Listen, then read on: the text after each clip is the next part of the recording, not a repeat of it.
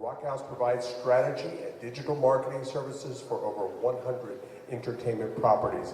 Please welcome Mr. Tawn Albright.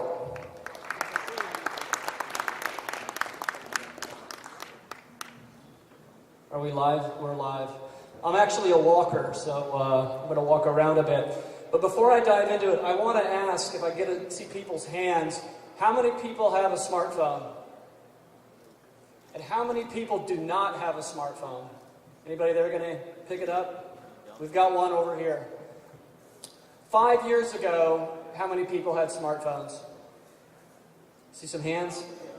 And how many of you would actually raise your hand from that you've had this, it's actually changed a little bit of your behavior and how you proceed with business and just your normal day life? A lot of hands?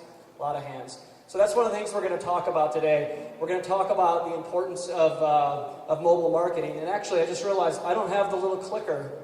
Could I? Here's the clicker. All right. Thank you. So we're going to talk about the importance of mobile. And trust me, I know that I'm the last person to speak before you can go out and go have drinks. So we'll get this done here within 15 minutes.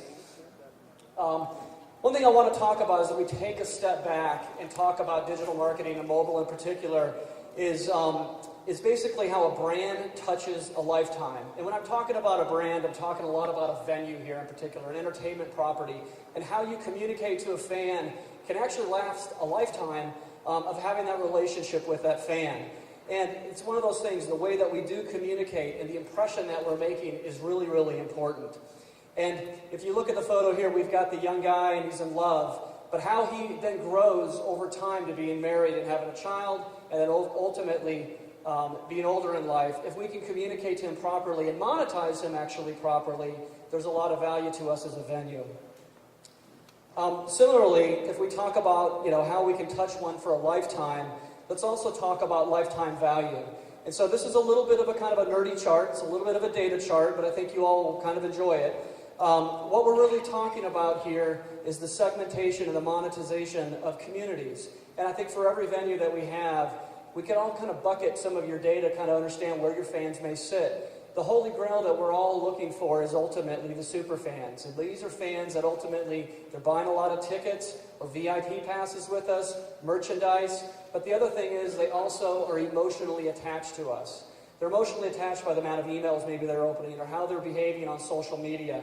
But as we think about this touch of a lifetime for consumers, one of the things is how do we take these people from the casual fan and move them all the way up to the ultimate super fan? And so one of the things on the digital world in particular to get people to move them up this cycle, up to becoming more of a super fan, is we need to have some digital consistency. And one of the ways that we kind of look at it from a Rockhouse and an e-tix perspective is there's kind of 5 pillars out there that you really have to manage appropriately. One is simply your data. And I think a lot of you know that ticketing data in particular is great data. Someone pulled out a credit card, they bought a ticket, and you have a lot of information about that person. But we also know that email is important. In fact, it's your highest form of ROI marketing you're going to get. We also know that social media is important. And we know that the web, just your general website, or how if you Google your venue, how that actually appears. These are core assets that have to be managed. But another one that's emerging here, and really has emerged given the amount of hands that we've had, is on the mobile side.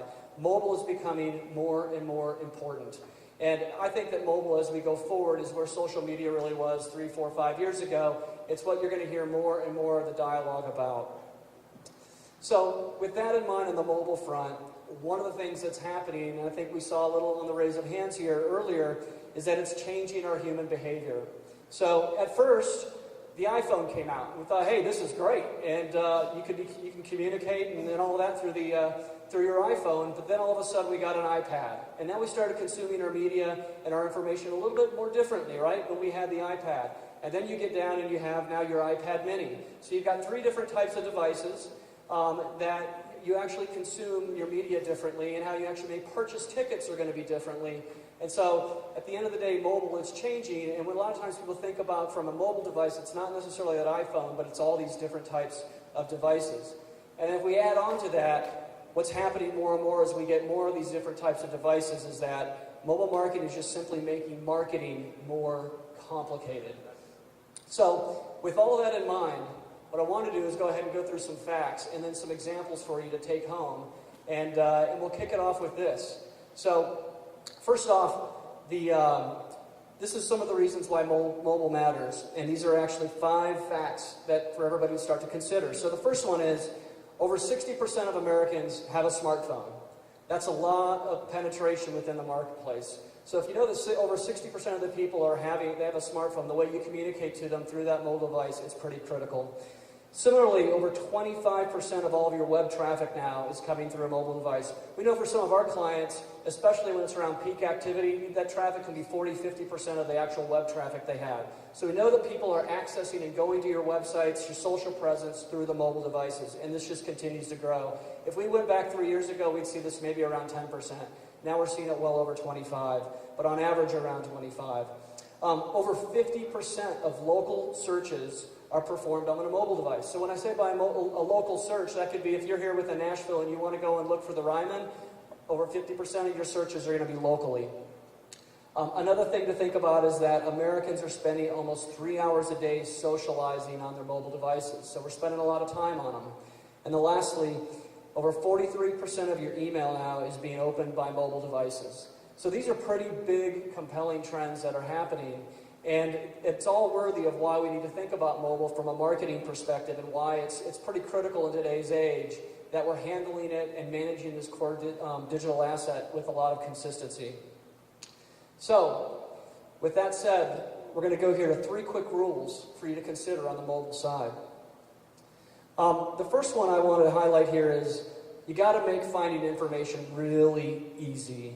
Over 25% of the web traffic is coming through mobile. And so I've got 2 examples here, and I'm not trying to pick on any particular venue. So if there's anybody here from Blue Water Casino, I apologize for it.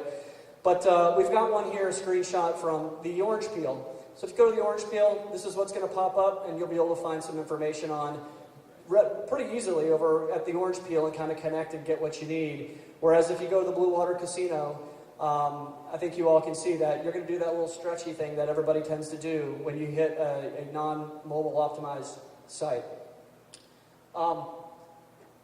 Another factor that we want to go ahead and touch a little bit about is you got to make mobile purchases easy.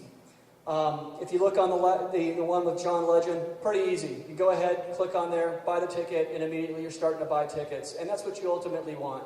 If someone's looking for that show, make it easy for them to buy it off of that mobile device. Compared to if you go to the other show, it may be a little difficult for someone to go ahead and buy the Ramon Ayala show. So at the end of the day, they may not ultimately purchase it. It's really, really critical here because right now we're seeing at least 14% of all of our ticket purchases being taken place through a mobile device. Sometimes that ratio is higher, sometimes it's a little bit lower. But at the end of the day, over 14% of ticket purchases are taking place through a mobile device. And it's going to increase here more and more over time. The third rule I want you to think about as well is you need to optimize your emails for mobile. We've got what I thought was kind of an interesting screenshot here is the Cincinnati Reds. Granted, it's not an entertainment venue from a music perspective, but they do sell a lot of tickets. And being kind of a professional organization, I was actually surprised to find this one. I was thinking that at the end of the day, they would be pretty polished. So I guess I am picking on the Reds. If there's any Red fans out there, I apologize. But if you got an email from the Reds, this is what it would look like on your mobile device, especially on your smartphone. It's pretty hard to find that information. And for the most part, if we have 43% of all emails that are being opened by a mobile device, most people might ultimately just delete it because it's kind of hard to find that information. Whereas if you are actually a fan and you get email from, say, the Coca Booth Amphitheater, you would actually be able to scroll down and be able to find the types of events that are there, making it fairly easy for you to go ahead and connect. So so for this one is on the email side, it's just really, really key that you have to optimize your email for mobile devices. That is it. That's the short and sweet part on the mobile side. I told you I'll be done here within 15 minutes, and I'll open it up for some questions. Any hands? No hands? Everyone ready for some drinks? Yes? Okay. Thanks.